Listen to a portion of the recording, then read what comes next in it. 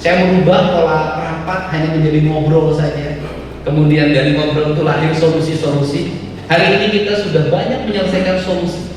Satu, solusi untuk banjir di Kerawang, saya putuskan membangun 1000 rumah dengan desain panggung agar ketika banjir sudah tidak lagi ada masalah, dia cukup menggunakan perahu untuk jalan. Karena merelokasi masyarakat bukan barang gampang. Merubah culture, menyangkut tempat baru, ada pertentangan. Saya lebih memutus Pak Bupati, sudahlah bangun rumah panggung dengan desain panggungnya tingginya 2,5 meter. Dan semuanya sudah sepakat, tinggal kita laksanakan bersama. Yang kedua adalah saya ingin segera mendorong untuk segera menyelesaikan bendungan Cibeet. Kalau enggak akan pernah selesai Kerawang. Yang ketiganya, untuk wilayah Puncak yang hari ini yang paling aneh adalah puncak banjir, kan aneh. Puncak banjir aneh. Kalau Karawang banjir nggak aneh, Bekasi banjir tidak aneh, Subang banjir tidak aneh karena daya tariknya rendah, cekungannya ke bawah. Ini puncak banjir. Akhirnya saya memandang bahwa saya diberikan petunjuk sama Allah untuk segera melakukan perubahan. Perubahan yang pertama akan kita lakukan adalah hari Selasa kita akan mengevaluasi tata ruang Provinsi Jawa Barat secara bersama dengan Menteri ATR BPN. Nanti para ketua DPRD saya hadir. Kenapa? Kesadaran ini kalau tidak dibangun sekarang, bencana akan terus dalam setiap tahun.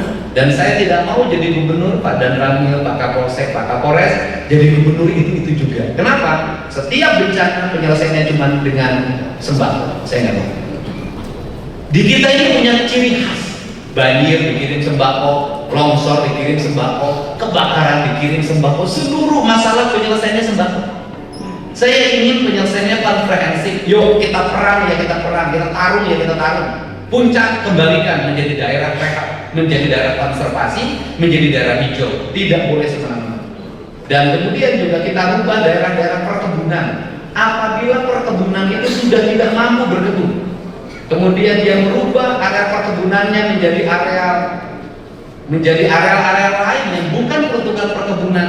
Dan saya katakan PT PN sudah bertentangan dengan kalimatnya. Judulnya PT Perkebunan, tapi kerjanya nyewain tanah.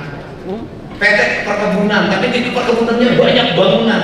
Jangan jadi PT Perkebunan. Menurut saya ganti menjadi PT Kontraktor Tanah. Ini harus diubah. Untuk itu caranya bagaimana? Caranya adalah seluruh area PTPN hanya 2 peruntukannya, perkebunan atau perhutanan. Jangan untuk area lain. Kenapa? Kita ini jabatan bisa berhenti kapanpun. Tetapi kalau pemimpin yang barunya kebijakannya beda, mereka akan mengambil keputusan berdasarkan keinginannya.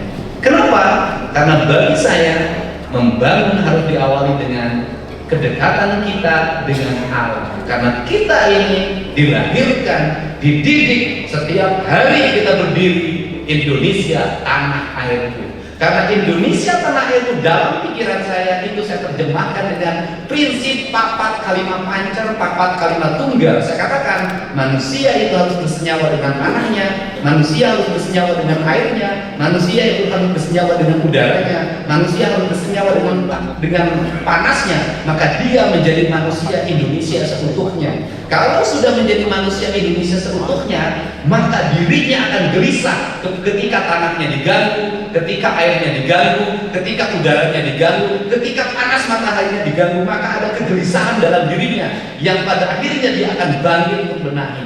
Dan sampai hari ini saya meyakini betul orang yang berbisnis merusak tanah, merusak air, merusak udara, dan merusak matahari, walaupun kekayaannya banyak, hidupnya akan gelisah selamanya.